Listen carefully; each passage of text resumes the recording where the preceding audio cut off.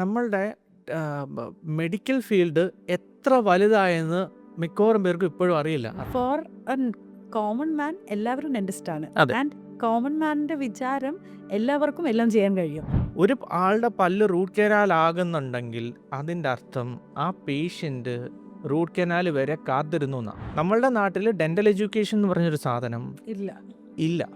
Zero. Exactly. ഇപ്പോഴും ആൾക്കാർ കഴിച്ചു കഴിഞ്ഞ് ഇപ്പോഴും ഹോട്ടൽസിന്റെ മുന്നിൽ ടൂത്ത് പിക്ക് വെച്ചിട്ടുണ്ട്.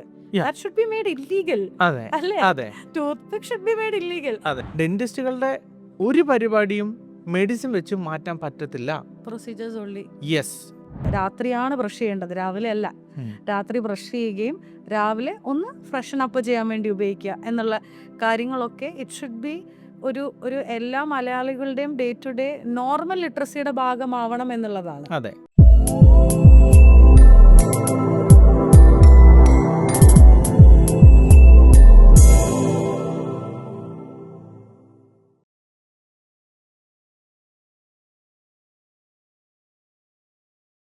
ഞാൻ വളരെ മെഡിക്കലി സൗണ്ട് ആയിട്ടുള്ള ഒരാളല്ല.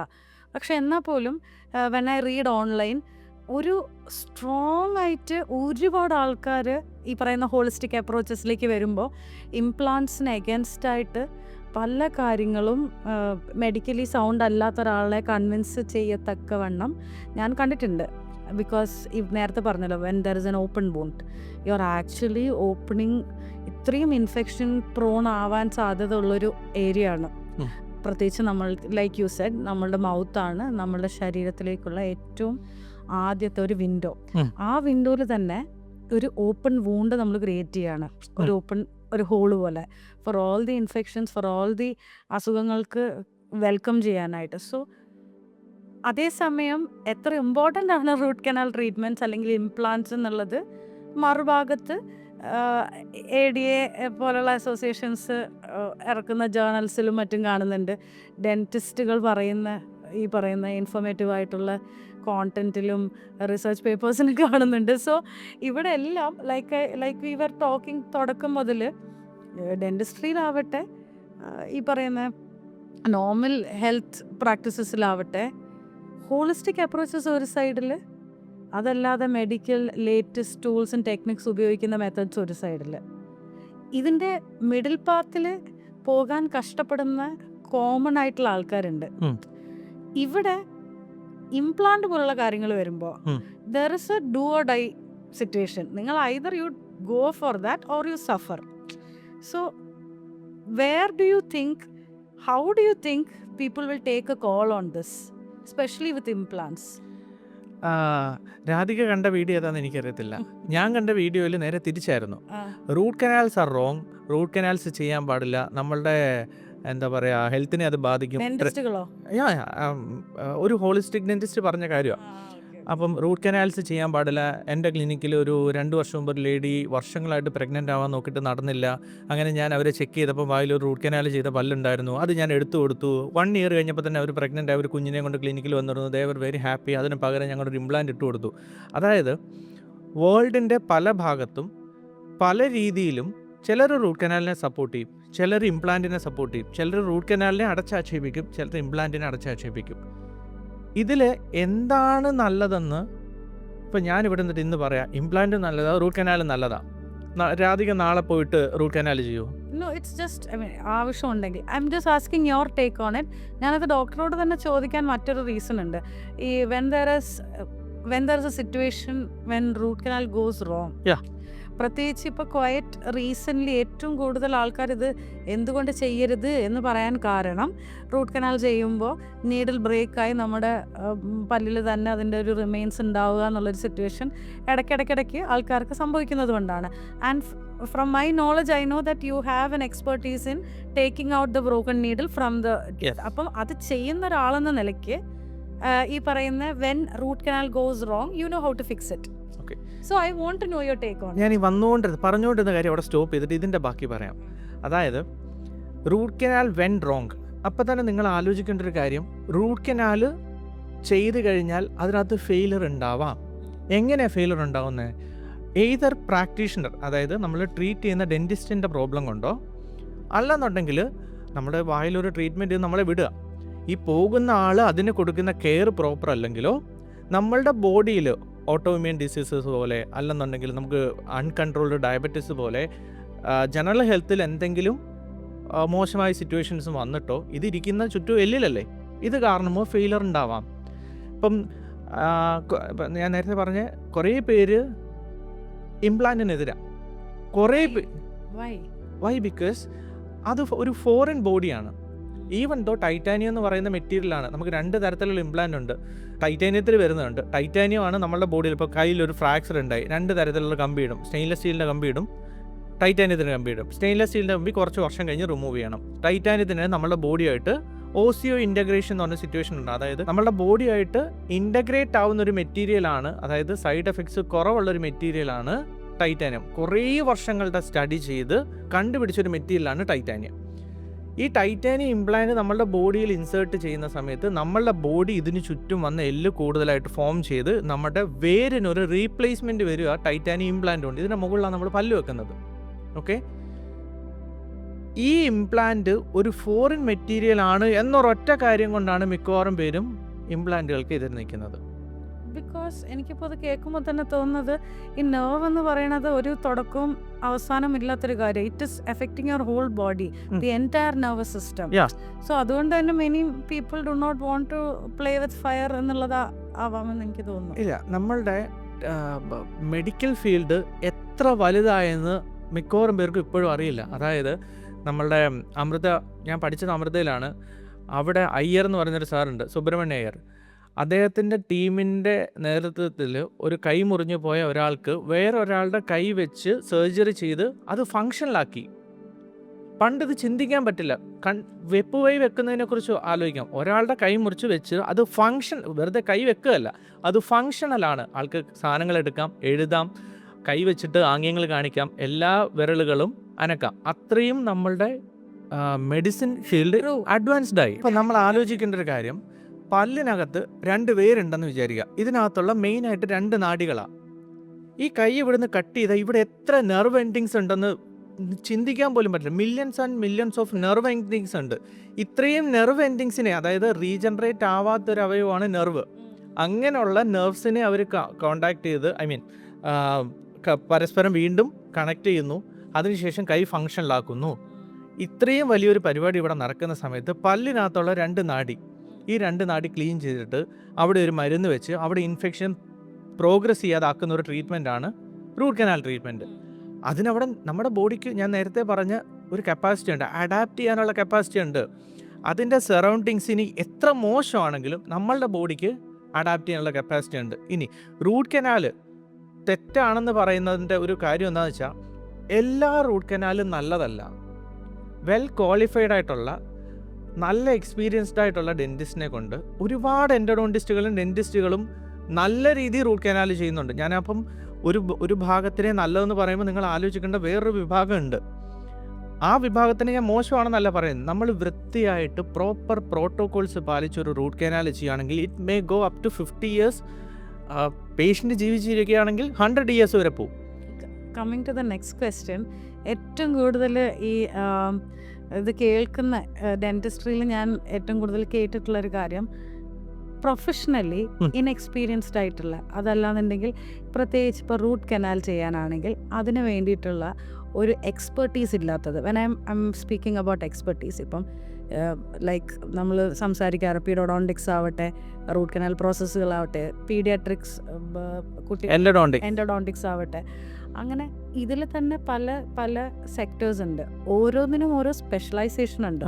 പക്ഷെ അൺലൈക്ക് നമ്മുടെ നോർമൽ മെഡിസിൻ, നമ്മളൊരു ഗൈനക്കോളജിസ്റ്റിൻ്റെ അടുത്ത് മാത്രമേ ഗൈനക്ക് റിലേറ്റഡ് കാര്യങ്ങൾ പോകുന്നുള്ളൂ. അതല്ലാന്നുണ്ടെങ്കിൽ ഒരു ഹാർട്ടിൻ്റെ കാര്യത്തിന് ആ ഡോക്ടറിൻ്റെ അടുത്ത് മാത്രമേ പോകുന്നുള്ളൂ. But here no matter whether you are specialized in endodontics or pedodontics or പറഞ്ഞ റൂട്ട് കനാൽ whatever, ഇത് ഒരു കോമൺ മാൻ ശ്രദ്ധിക്കുന്നില്ല എന്നുള്ളൊരു സാഹചര്യം ഇവിടെ ഉണ്ട്. ഫോർ എ കോമൺ മാൻ എല്ലാവരും ഡെന്റിസ്റ്റാണ്. ആൻഡ് കോമൺ മാനിന്റെ വിചാരം എല്ലാവർക്കും എല്ലാം ചെയ്യാൻ കഴിയും. അതുകൊണ്ട് തന്നെ ഈ പല പ്രാക്ടീസുകളും ഇൻഎക്സ്പീരിയൻസ്ഡ് ആയിട്ടുള്ള, അതല്ലെങ്കിൽ സ്പെഷ്യലൈസേഷൻ ഇല്ലാത്ത ഡെന്റിസ്റ്റുകൾ ഈ ഫീൽഡിൽ ചെയ്യുന്നുണ്ട്. അത് ഇതുപോലുള്ള പല മിസ്ഹാപ്പനിങ്സിനും കാരണമാകുന്നുണ്ട്. സോ ഇതിന് എനിക്കൊരു അവസരം കിട്ടുമ്പോൾ ചോദിക്കണം എന്ന് കരുതിയിട്ടുള്ളൊരു കാര്യമാണ്, ഇതിന് റെഗുലേറ്ററി ഫാക്ടേഴ്സ് ഇല്ലാത്തത് കൊണ്ടാണോ അതോ വാട്ട് ഈസ് ഹാപ്പനിങ് എന്നുള്ളതാണ്. ഓക്കെ, +2 കഴിഞ്ഞ് കഴിഞ്ഞാൽ പേരൻസിൻ്റെ ആഗ്രഹം എൻജിനീയറിങ്, മെഡിസിൻ. ഇതായിരുന്നു എൻ്റെ ജനറേഷൻ വരെയുള്ള. അത് എനിക്കത് പറയാനുള്ള കാര്യം, എൻ്റെ ക്ലിനിക്കിൽ വരുന്ന ചില കുഞ്ഞുങ്ങൾ എൻ്റെ അടുത്ത് ചോദിക്കാറുണ്ട്, ഡോക്ടറെ എനിക്ക് ഡെൻറ്റിസ്റ്റ് ആവാൻ ആഗ്രഹമുണ്ട്, ഡോക്ടറിൻ്റെ അഭിപ്രായം എന്താ? ഡോക്ടറെ എനിക്ക് എൻജിനീയറിങ്ങിനാണോ ഡെൻറ്റിസ്ട്രിക്കാണോ പോകേണ്ടതെന്നൊരു സംശയമുണ്ട്, ഡോക്ടറിൻ്റെ അഭിപ്രായം എന്താ? എൻ്റെ പ്രായത്തിൽ, അതായത് ഇവരുടെ ഇതേ ഏജിൽ എൻ്റെ പ്രായത്തിൽ ഈ ഒരു ഓപ്ഷൻ ഇല്ല. അതായത് ഒരു ഡെൻ്റൽ ക്ലിനിക്ക് ചെന്ന് അവിടുത്തെ ഡെൻറ്റിസ്റ്റിൻ്റെ അടുത്ത് പുള്ളിക്കാരൻ്റെ പ്രൊഫഷനെ കുറിച്ച് ചോദിക്കാനോ, നമ്മളിനി കാലെടുത്ത് വെക്കാൻ പോകുന്ന ഒരു പ്രൊഫഷൻ എത്ര നല്ലതാണ്, അതിൻ്റെ പ്രോസ് ആൻഡ് കോൺസ് ഒരാളോട് ചോദിച്ച് മനസ്സിലാക്കാനുള്ള പോസിബിലിറ്റി ഞങ്ങളുടെ കാലത്ത് ഉണ്ടായിരുന്നില്ല.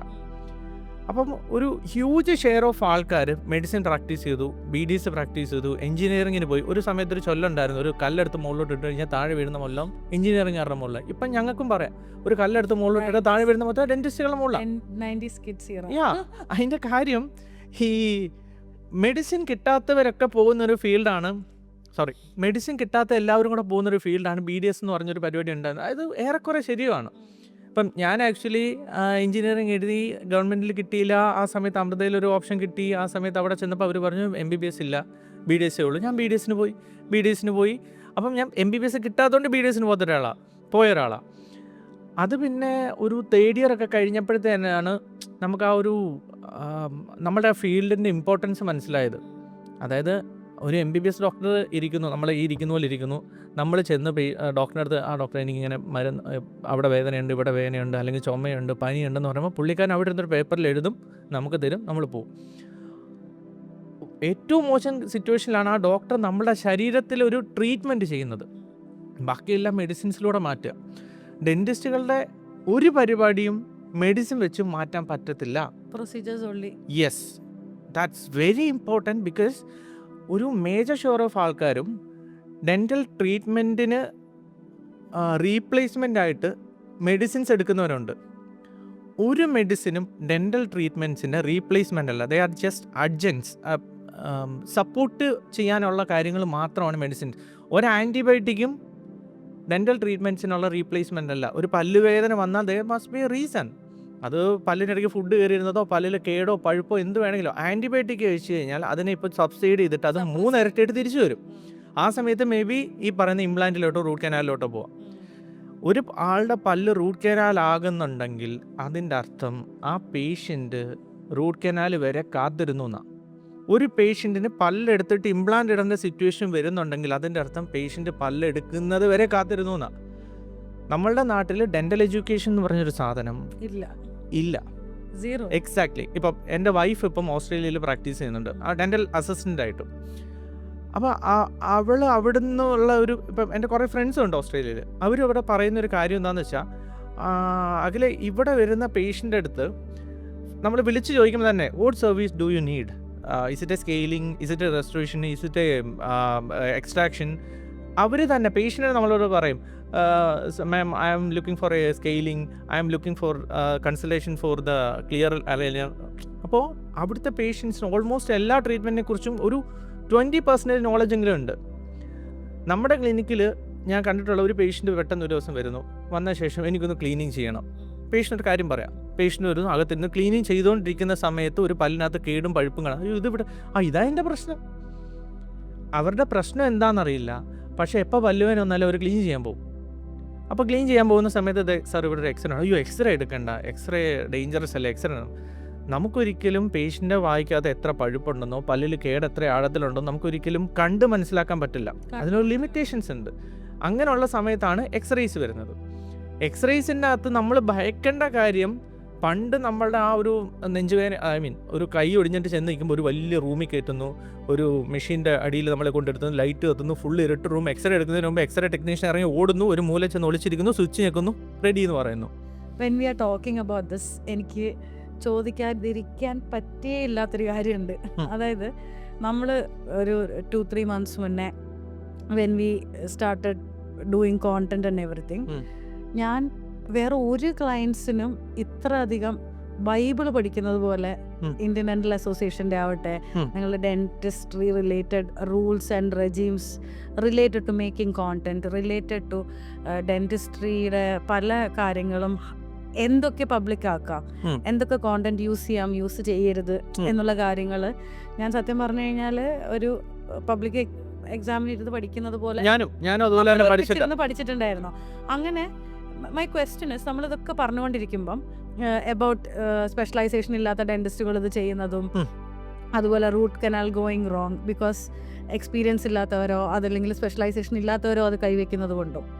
അപ്പോൾ from a person who has done content for a dentist അല്ലെങ്കിൽ നിങ്ങളുടെ ഒരു ഡെന്റിസ്ട്രി ഫീൽഡിൽ ചെയ്ത നിലയ്ക്ക്, I know the pain I took to read and understand a whole load of rules and regulations. എൻ്റെ ചോദ്യം, ഇത്രയും ഒരു ക്രൈസിസ് സിറ്റുവേഷൻ ഉണ്ട്, ഉം. അതായത് മെഡിക്കലി ഡെന്റിസ്ട്രീനെ പറ്റിയിട്ടുള്ള ഒരു ലിറ്ററസി സീറോ ആണ് ആൾക്കാരുടെ അതെ അതെ പറഞ്ഞ പോലെ. ഒരു സ്ഥലത്ത് പോവുക, I tell you exactly why I'm saying this. പല ആൾക്കാരും ഒരു ഹൈജീൻ പ്രാക്ടീസസിൻ്റെ ഭാഗമായിട്ട് റെഗുലർലി 6 മാസം കൂടുമ്പോൾ ആവട്ടെ എത്രയാണെന്ന് വെച്ചാൽ ഡെന്റിസ്റ്റ് പറയുന്ന അനുസരിച്ച് പല്ല് ക്ലീൻ ചെയ്യാൻ പോകാറുണ്ട്. Um. At the same time there is a wide spread, അതൊരു മിത്താണോ ട്രൂത്ത് ആണോ എന്ന് I don't know. As a person like I said, I'm not a very medically literate ആയിട്ടുള്ള ഒരാളല്ല. ഇനാമൽ ബുദ്ധിമുട്ടുണ്ടാകും നിങ്ങൾ ഇത് ചെയ്തു കഴിഞ്ഞാൽ, ഇടയ്ക്കിടയ്ക്ക് പോയി പല്ല് ക്ലീൻ ചെയ്ത് കഴിഞ്ഞാൽ എന്നുള്ളൊരു കാര്യം. But I have done, I always do it regularly. അപ്പം എനിക്ക് പോലും ആദ്യത്തെ ഒരു പ്രാവശ്യം ക്ലീനിങ് ചെയ്ത് കഴിയുമ്പോൾ ബ്ലീഡിങ് ഉണ്ടായതിന് തുടർന്ന് I also got scared. But there is no valid അല്ലെങ്കിൽ എഡ്യൂക്കേറ്റീവ് ആയിട്ടുള്ള ഒരുപാട് കോണ്ടന്റ് ഒന്നും നമുക്ക് കാണാനില്ല സോഷ്യൽ മീഡിയയിലാവട്ടെ. ആക്സസ് ടു ദ പബ്ലിക്, ഇപ്പം നമ്മൾ പോയിട്ട് റിസർച്ച് പേപ്പേഴ്സും മറ്റതും വായിച്ചാലുണ്ട്. My question is, why is this area of medical field not taking enough steps or enough decisions or വേണ്ടി ഒരു ഡിസിഷൻ എടുക്കുന്നില്ല to propagate the right knowledge to the public? എന്തുകൊണ്ട് ഇത്രയും റൂൾസ് ആൻഡ് റെഗുലേഷൻസ് വരുന്നു? ഈ അതിലൊരു മാറ്റം വരേണ്ടതില്ലേ? Why don't ഈ you think? പറയാൻ പോകുന്ന മറുപടി ആ. എനിക്ക് ചിലപ്പോൾ ഗുണം ഉണ്ടാവാം, എനിക്ക് ചിലപ്പോൾ ദോഷം ഉണ്ടാവാം. ഈ ചുറ്റുമുള്ള എല്ലാ ഡെന്റിസ്റ്റുകളും കൂടെ എനിക്കെതിരെ കമൻ്റ് അടിക്കാം, എല്ലാവരും കൂടെ എന്നെ ചവിട്ടി താഴ്ത്തുകയും ചെയ്യാം. പക്ഷേ ഈ ചോദിച്ചതിനുള്ള ഒരു മറുപടി എനിക്ക് പറഞ്ഞേ പറ്റുള്ളൂ. ഡെൻ്റൽ എഡ്യൂക്കേഷൻ ഭയങ്കര ഇമ്പോർട്ടൻ്റ് ആണ്. കോളേജുകൾ ഇത് ചെയ്യുന്നുണ്ട്.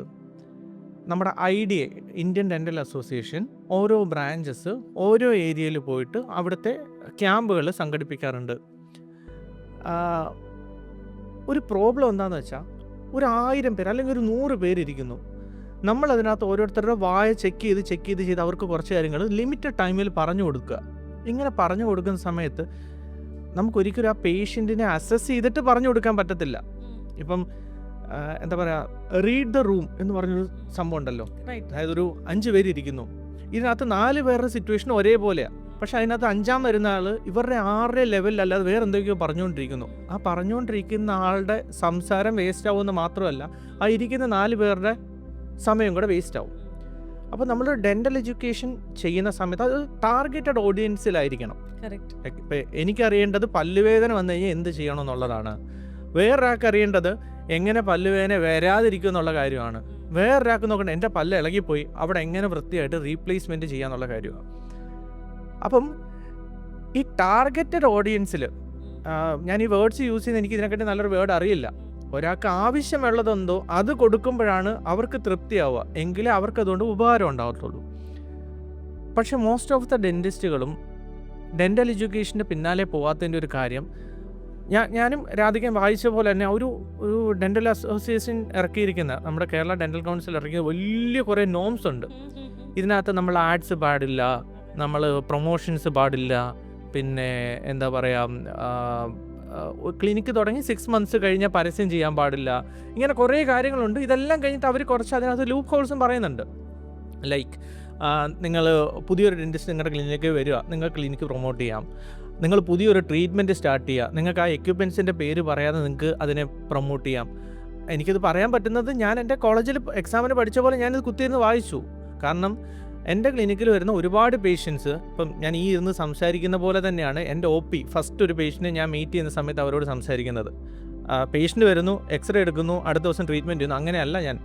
പണ്ട് അങ്ങനെയായിരുന്നു. ഒരു 2-3 ഇയേഴ്സായിട്ട് ഞാൻ എപ്പോഴും ചെയ്യുന്നത്, ഫസ്റ്റ് ഒരു പേഷ്യൻറ്റ് ഞാനാണ് കാണുന്നതെന്നുണ്ടെങ്കിൽ അവരുടെ കൂടെ ഇരുന്ന് സംസാരിക്കും. കാരണം ഒരു പേഷ്യൻറ്റിൻ്റെ ഡെൻ്റൽ ഹെൽത്ത്, ജനറൽ ഹെൽത്ത്, അവരുടെ സോഷ്യോ എക്കണോമിക് സ്റ്റാറ്റസ്, അവരുടെ പ്രീവിയസ് ഹിസ്റ്ററി, അവരുടെ ഫാമിലി ഹിസ്റ്ററി, ഇതെല്ലാം ഒരു പേഷ്യൻ്റ് അറിഞ്ഞാൽ മാത്രമേ നമ്മൾ നേരത്തെ പറഞ്ഞ ഹോളിസ്റ്റിക് അപ്രോച്ചിൽ ഒരു പേഷ്യൻറ്റിനെ ട്രീറ്റ് ചെയ്യാൻ പറ്റത്തുള്ളൂ. ഒരു പല്ല് മാത്രം കണ്ടിട്ട് അതിനെ ഇതൊരു ഡയഗ്നോസ്റ്റിക് ലെവലിൽ വളരെ എത്ര ഡെന്റിസ്റ്റുകൾ ചെയ്യുമെന്ന് പോലും എനിക്കറിയില്ല. പക്ഷെ ഞാനീ പറയണത്, ഇപ്പം ഞാനിപ്പോൾ എനിക്കൊരു ബ്രീതിങ് ഇഷ്യൂ ഉണ്ടെന്നുണ്ടെങ്കിൽ ഞാനൊരു ഡോക്ടറിൻ്റെ അടുത്ത്, ഒരു ഫിസിഷ്യൻ്റെ അടുത്ത് പോകുമ്പോൾ പുള്ളി എൻ്റെ എല്ലാ ഡീറ്റെയിൽസും മനസ്സിലാക്കി എനിക്ക് മാത്രമാണ് ആ ഇൻഫർമേഷൻ പകരുന്നത്. Exactly what I M saying is, ഇപ്പോൾ ഇപ്പോഴും ആൾക്കാർ കഴിച്ചു കഴിഞ്ഞ് ഇപ്പോഴും ഹോട്ടൽസിന്റെ മുന്നിൽ ടൂത്ത് പിക്ക് വെച്ചിട്ടുണ്ട്. Yeah. That should be made illegal. അതെ അല്ലേ? അതെ tooth pick should be made illegal. അതെ. ഇപ്പോഴും ആൾക്കാർ വളരെ മറ്റേ എന്തൊക്കെയോ സാധനങ്ങളിൽ ഈർക്കില്, ടൂത്ത് പിക്ക്, റൈറ്റ് നമ്മുടെ മെഡിസിൻ്റെ ബാക്കിൽ നിന്ന് കിട്ടുന്ന ഇത്, അങ്ങനെ ചന്ദനത്തിരിയുടെ സാധനം പ്രാർത്ഥിച്ചുകൊണ്ടിരിക്കുമ്പോൾ ചന്ദനത്തിരിയുടെ അറ്റം ഒടിച്ച് കുത്തുന്നവരെ ഞാൻ കണ്ടിട്ടുണ്ട്. ഇതൊക്കെ നടക്കുന്ന കാര്യമാണ്. ഇതിങ്ങനെ കുത്തി നമ്മൾ വിചാരിക്കും പല്ലിനായിട്ട് ഫുഡ് നമ്മൾ എടുത്തു കളയുന്നത്. അത് ഗ്രാജുവലി മോണരോഗവും പല്ല് എടുത്തു കളയുന്ന സിറ്റുവേഷനിലോട്ടാണ് അവർ പോണത്. ഇറ്റ് ഈസ് ഓൺലി ബിക്കോസ് ഇപ്പം ഞാൻ ഏറ്റവും കൂടുതൽ ഈ ഒരു ഈറ ഓഫ് പീപ്പിൾ, എനിക്ക് എൻ്റെ പേഴ്സണൽ അഭിപ്രായമാണ്, ഏറ്റവും കൂടുതൽ ഹെൽത്ത് കോൺഷ്യസ് ആയിട്ടുള്ള ആൾക്കാർ ഈ ഒരു ഇറയിലാണുള്ളത്. നമ്മൾ ഈ ജീവിക്കുന്ന ഈ ഒരു കാലഘട്ടത്തിൽ, എസ്പെഷ്യലി പോസ്റ്റ് കോവിഡ്.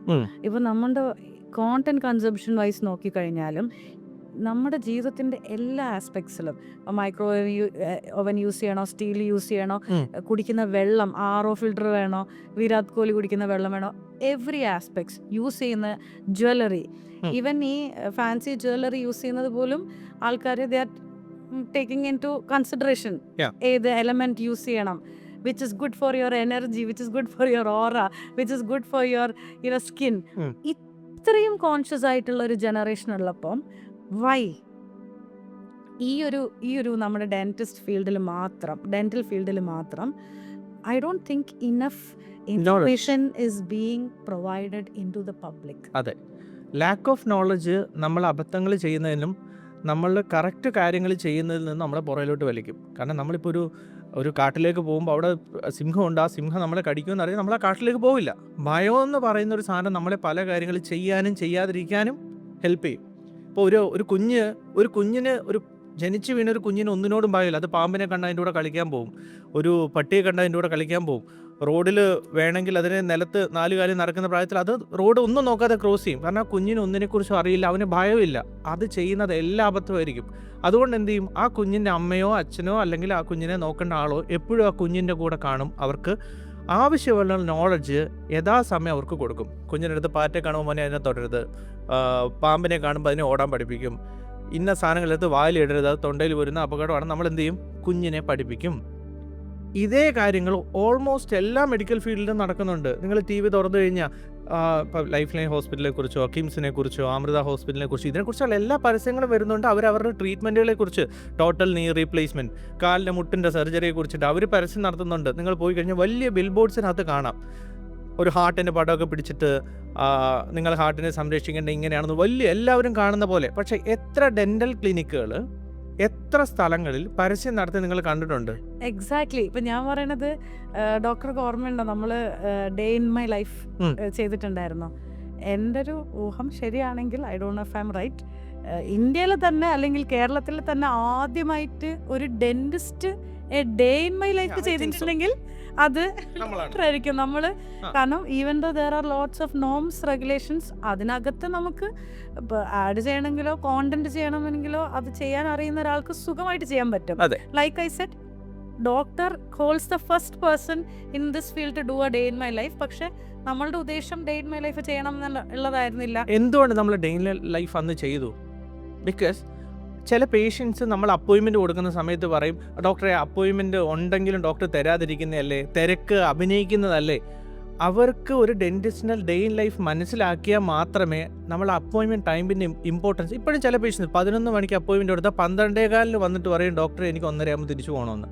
അവരാലോചിക്കാത്തൊരു കാര്യം, ആ 11 മണിക്ക് അപ്പോയിൻമെൻറ്റ്, ആ 11 മണി തൊട്ട് I will be ready for them. നമ്മുടെ എക്യുപ്മെൻറ്റ്സ് ആണെങ്കിലും സിസ്റ്റർ ആണെങ്കിലും നമ്മളാണെങ്കിൽ ചില സമയത്ത് നമ്മളുടെ പ്ലാൻ എന്താ 11 മണിക്ക് ഇത് ട്രീറ്റ്മെൻറ്റ് തുടങ്ങി 12 ആകുമ്പോൾ ഫുഡ് കഴിക്കണമെന്നാണ്. ഒരു പേഷ്യൻറ്റ് 15 മിനിറ്റ് വൈകിക്കഴിഞ്ഞാൽ ഇത് കഴിഞ്ഞിട്ടുള്ള ഞങ്ങൾ ഭക്ഷണം കഴിക്കേണ്ട സമയമോ അല്ലെങ്കിൽ ഇത് കഴിഞ്ഞ് വരേണ്ട പേഷ്യൻറ്റ് ആ 15 മിനിറ്റ് കൂടുതൽ വെയിറ്റ് ചെയ്യുകയോ വേണം. എനിക്ക് അവരുടെ സൈഡിൽ നിന്ന് ആലോചിക്കുമ്പോൾ, അതായത് ഈ നോംസ് ഒക്കെ എഴുതി വെച്ചവരുടെ സൈഡിൽ നിന്ന് എനിക്ക് ആലോചിക്കുമ്പോൾ അവരുടെ ഒരു നല്ല വശവും എനിക്കൊരു മോശം വശം തോന്നുന്ന കാര്യം. നല്ല വശം എന്താണെന്ന് വെച്ചാൽ അവർ ചിന്തിക്കുക, ഓക്കെ, ഒരു എക്സ്പീരിയൻസ് ഇല്ലാത്തൊരു ഡെൻറ്റിസ്റ്റ് വന്നിട്ടൊരു വീഡിയോ ഇടുക, ഞങ്ങളുടെ ക്ലിനിക്കിലാണ് ഏറ്റവും നല്ല റൂട്ട് കനാൽ ചെയ്യുന്നത്, ഞങ്ങളുടെ ക്ലിനിക്കിലാണ് ഏറ്റവും നല്ലതായിട്ട് പല്ലെടുക്കുന്നത്, വേദനയില്ലാതെ പല്ലെടുക്കുന്നതെന്നും പറഞ്ഞൊരു വീഡിയോ ഇട്ട് കഴിഞ്ഞാൽ നല്ലൊരു ശതമാനം ആൾക്കാർ ഇത് കണ്ടിട്ട് തെറ്റിദ്ധരിക്കപ്പെട്ട് അവിടേക്ക് പോവാം. പക്ഷെ എനിക്കൊരു കാര്യം ചോദിക്കാനുണ്ട്. ഇത് തന്നെ IMA ആൾക്കാർക്കും ചിന്തിക്കാം, ഇന്ത്യൻ ചിന്തിക്കാം. മെഡിക്കൽ അസോസിയേഷനിൽ. ചിന്തിക്കാം. And my question is that normal നമ്മുടെ ഹോസ്പിറ്റൽസിൽ പല കുഞ്ഞു കുഞ്ഞു ഹോസ്പിറ്റൽസും ഇതേപോലെ തന്നെ ഞാൻ ബെസ്റ്റ് ലാപ്രോസ്കോപ്പി, ബെസ്റ്റ് നീ റീപ്ലേസ്മെന്റ് എന്ന് പറഞ്ഞ് കൊടുക്കുന്നുണ്ട്. Yeah. പക്ഷെ അവിടൊക്കെ പേഷ്യൻസ് പോകുന്നുണ്ടോ? ഞാൻ അതാ പറഞ്ഞു വന്നത്. നല്ല ഡോക്ടർ ഉണ്ടെങ്കിൽ നല്ല പേഷ്യൻസ്. ഇത്രയും വീഡിയോ ഇടാതെ ഇരുന്നിട്ട് തന്നെ ആൾക്കാർ സെലക്ട് ചെയ്യുന്ന ചില ഓപ്ഷൻസ് തെറ്റിപ്പോവാ. അതായത് അപ്പം നമ്മൾ ചെയ്യേണ്ട എന്താ, നമ്മൾ അത് പേടിച്ചിട്ട് പ്രൊമോഷൻ ചെയ്യാതിരിക്കുന്നതിനേക്കാളും നല്ലത് ഒരു നല്ല ഉദ്ദേശത്തോടുകൂടി ട്രീറ്റ്മെൻറ്റുകളെ കുറിച്ചൊക്കെ നമുക്ക് ചെയ്തു കൊടുക്കുക. എൻ്റെ ക്ലിനിക്കിൽ 2020 ഞാൻ സ്റ്റാർട്ട് ചെയ്യുന്നത്. 2021 അവസാനം തൊട്ട് 22 ആദ്യം തൊട്ട് ആണ് ഞാൻ ഇതേപോലത്തെ OP എടുത്തോണം. അതായത് പേഷ്യൻ്റെ അടുത്ത് ഫസ്റ്റ് ഡേയിൽ ഏകദേശം ഒരു 20 to 30 മിനിറ്റ്സ് സംസാരിക്കും. അങ്ങനെ 2-3 പേഷ്യൻസ്, ഒരു അസ്ന എന്ന് പറയുന്ന പേഷ്യൻ്റൊക്കെ എൻ്റെ അടുത്ത് ചോദിച്ചിട്ടുള്ളതാണ്, ഡോക്ടറിന് കുറച്ച് യൂട്യൂബിൽ വീഡിയോ ഇട്ടുവിടുക. അന്നേരം ഞാൻ പറഞ്ഞു, നമുക്കങ്ങനെ യൂട്യൂബിൽ വീഡിയോ ഇടാൻ പാടില്ല. അല്ല ഡോക്ടർ, നമുക്ക് ഡെൻ്റൽ ഡോക്ടർ ഞങ്ങൾക്ക് പറഞ്ഞു തരും, അതേപോലെ റെക്കോർഡ് ചെയ്തിട്ട് ഞാൻ പറഞ്ഞു നമുക്കങ്ങനെ ഇടാൻ പാടില്ല, നമ്മൾക്ക് കുറച്ച് നോംസ് ഉണ്ട്, ഇതൊക്കെ നോക്കിയിട്ടേ ചെയ്യാൻ പാടുള്ളൂ. ആ 2022, 23, 24, 25 ഏകദേശം 3 വർഷം എടുത്തു ഇതിൻ്റെ പിന്നിലുള്ള എന്തൊക്കെ നമ്മൾ ആലോചിക്കണം, എന്തൊക്കെ ശ്രദ്ധിക്കണം, എന്നിട്ടാണ് നമ്മളിപ്പോൾ വീഡിയോ എടുത്ത് തുടങ്ങിയത്. കാരണം എന്താ വെച്ചാൽ എൻ്റെ അടുത്ത് റിക്കറൻ്റായിട്ട് കുറേ പേഷ്യൻസ്, ക്ലിനിക്കിൽ വരുന്ന പേഷ്യൻ്റ്, അതായത് എൻ്റെ ക്ലിനിക്ക് കുറച്ച് ഉള്ളിലായിട്ടുള്ള സ്ഥലത്താണ്, റിക്വസ്റ്റ് ചെയ്യുന്നുണ്ട്. കാരണം കുറച്ച് ഉള്ളിലോട്ടെന്ന് പറഞ്ഞാൽ ഒരു മെയിൻ ഹൈവേയിലല്ല, അവിടുന്ന് കുറച്ച് ഉള്ളിലോട്ട് പോകണം. എൻ്റെ ക്ലിനിക്കിൽ വരുന്ന സ്പെഷ്യലിസ്റ്റുകൾ എന്നോട്, എടോ നിങ്ങൾക്ക് ഈ ക്ലിനിക്ക് കുറച്ചുകൂടെ നല്ലൊരു സ്ഥലത്ത് ഇട്ടായിരുന്നെങ്കിൽ ഈ ഇൻവെസ്റ്റ്മെൻറ്റ് വെച്ചിട്ടെടുത്ത് നിങ്ങൾക്ക് ഒരുപാട് പേഷ്യനെ കിട്ടിയേനെ. ഞാൻ തന്നെ ഈ ക്ലിനിക്ക് കണ്ടുപിടിക്കാൻ കുറച്ച് പാടുപെട്ടു. മാപ്പ് ഇട്ട് വന്നിട്ട് വരെ ഇത് ഇത്ര ഉള്ളിലാണോ എന്നുള്ള രീതിയിൽ ഞാൻ ചിന്തിച്ചു. അപ്പം നിങ്ങളുടെ ക്ലിനിക്ക് കണ്ടുപിടിക്കാൻ പാടാം. എൻ്റെ ക്ലിനിക്കിൽ അടൂരുന്നൊരു പേഷ്യൻ്റ് റീസെൻ്റ്ലി നമ്മളത് യൂട്യൂബിൽ ഇട്ടിട്ടുണ്ട്. അതൊരു പുള്ളിക്കാരൻ ഞങ്ങളെ ഒരു 10 ക്ലിനിക്കുകളിൽ കയറി ഇറങ്ങി അവസാനം നമ്മുടെ ക്ലിനിക്കിൽ വന്നു, ട്രീറ്റ്മെൻ്റ് ഒക്കെ ചെയ്ത് പുള്ളിക്കാരന് ഭയങ്കര സന്തോഷമായിട്ട് ക്ലിനിക്കിലുള്ള സ്റ്റാഫുകളെയും ഞങ്ങളെല്ലാം വിളിച്ചുകൊണ്ട് ഒരു ഹോട്ടലിൽ ചെന്ന് ഫുഡൊക്കെ തന്നു. പുള്ളി നമുക്ക് ഒരു മൊമെൻ്റ് ഒക്കെ തന്നെ, അതൊരു സിംഗിൾ പേഴ്സൺ ആണ്. പുള്ളിക്കാരന് അത്രയ്ക്ക് സന്തോഷം തോന്നിയോണ്ടാണ് പുള്ളി അത് ചെയ്തത്. ആ പുള്ളി എന്നോട് ചോദിച്ചിട്ടുണ്ട്, ഡോക്ടറെ നിങ്ങൾക്ക് ഇത്രയും നല്ലൊരു ക്ലിനിക്ക് ഉണ്ടായിട്ട് നിങ്ങൾ എന്താ ഇത് പ്രൊമോട്ട് ചെയ്യാത്ത? അന്നേരം ഞാൻ അദ്ദേഹത്തിൻ്റെ അടുത്ത് പറഞ്ഞ്, സാറേ എനിക്ക് പ്രൊമോട്ട് ചെയ്യാൻ യാതൊരു വഴിയില്ല. അല്ല, അതിലൊരു പ്രശ്നമുണ്ട്. കാര്യം എന്താണെന്ന് വെച്ച് കഴിഞ്ഞാൽ, ഈ പ്രൊമോഷണൽ വീഡിയോയും എഡ്യൂക്കേറ്റീവ് കോണ്ടന്റ് എന്ന് നമ്മൾ സംസാരിച്ച് തുടങ്ങിയ സമയത്ത് ഹോളിസ്റ്റിക് അപ്രോച്ചിനെ പറ്റിയും latest tools and techniques and ഈ പറയപ്പെടുന്ന ഇന്ത്യൻ ഡെന്റൽ അസോസിയേഷൻ മുന്നോട്ട് വെക്കുന്ന ഓരോ പ്രൊസീജിയേഴ്സിനെയും പറ്റിയിട്ടും പറയുമ്പോൾ we were talking about a middle path, right? ഈ പറയുന്ന അഡ്വർടൈസ്മെന്റ് ആയിക്കോട്ടെ, പ്രൊമോഷണൽ കോണ്ടന്റ് ആയിക്കോട്ടെ, എഡ്യൂക്കേഷണൽ കോണ്ടന്റ് ആയിക്കോട്ടെ, we should take a middle path as we do in every other thing. അപ്പോൾ മാർക്കറ്റിംഗ് ആയിക്കോട്ടെ, അല്ലെങ്കിൽ കോണ്ടന്റ് ക്രിയേഷൻ ആയിക്കോട്ടെ, നമ്മളുടെ സോഷ്യൽ മീഡിയ അല്ലെങ്കിൽ മറ്റു കാര്യങ്ങൾ ഉപയോഗിക്കുന്ന ആയിക്കോട്ടെ, it is very important to take that path.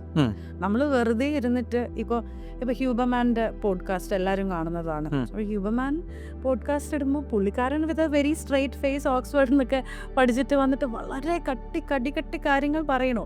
അതിൻ്റെ ഓഡിയൻസിലേക്ക് അത് കേൾക്കണം എന്നുള്ള ആൾക്കാർ വന്നിരുന്ന് കേൾക്കും, പഠിക്കും, പോകും. അതേസമയം ഈ പറയുന്ന പോലെ വെറും പ്രൊമോഷൻസിന് വേണ്ടിയിട്ട് പല ആൾക്കാരും, whether medical professionals or not, എല്ലാ ഫീൽഡിലുള്ള ആൾക്കാരും വന്നിരുന്നിട്ട് നമ്മൾ മാർക്കറ്റിൽ പണ്ടൊക്കെ വെള്ളിയാഴ്ച ചന്തകളിൽ പോകുമ്പോൾ ഏതെടുത്താലും 10 പറയണത് പോലെ വന്നിരുന്ന video. So what I intend to say is, എന്ത് കോണ്ടന്റ് നമ്മൾ ക്രിയേറ്റ് ചെയ്താലും അത് ആർക്ക് വേണ്ടി ക്രിയേറ്റ് ചെയ്ത് കഴിഞ്ഞാലും it will only find the right audience in the right course of time. അപ്പോൾ there is nothing to be scared of. But what we have to be scared of right now is, പല്ലിനെ പറ്റിയിട്ട് ഒരു ശരാശരി മലയാളിക്ക് അറിയാവുന്ന ഒരേ ഒരു കാര്യം 2 നേരം ബ്രഷ് ചെയ്യുക എന്നുള്ളത് മാത്രമാണ്. വൈ ഈ ഒരു 2025 ഈ നേരത്തെ ഡോക്ടർ പറഞ്ഞ വളരെ വാലിഡ് ആയിട്ടുള്ളൊരു പോയിന്റാണ്. ഒരു ചെറിയ പല്ലുവേദന അത് കൂടി റൂട്ട് കനാലിൻ്റെ അറ്റം എത്തുമ്പോഴാണ് ഒരു പേഷ്യൻ്റ് ഒരു ഡെന്റിസ്റ്റിന്റെ അടുത്ത് എത്തുന്നത്, അതെ. That is because of lack of knowledge. അതല്ലെങ്കിൽ പേടി, ഈ എന്താണെന്ന് what is in the other side of the tunnel എന്നറിയാത്തത് കൊണ്ടുള്ള പേടി.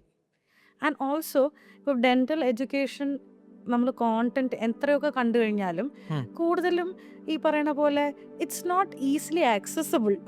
ആ അതെ. കുറേ ഇൻഫോർമേറ്റീവ് ആയിട്ട് ഇപ്പം നമ്മൾ സംസാരിക്കുമ്പം കുറേ ടെക്നിക്കൽ വേർഡ്സും ഒക്കെ ഉപയോഗിച്ചിട്ട് നമ്മൾ സംസാരിക്കാൻ തുടങ്ങിക്കഴിഞ്ഞാൽ ഇറ്റ് ഇസ് നോട്ട് ഒരു നോർമൽ ആളിലേക്ക് അത് എത്തൂല.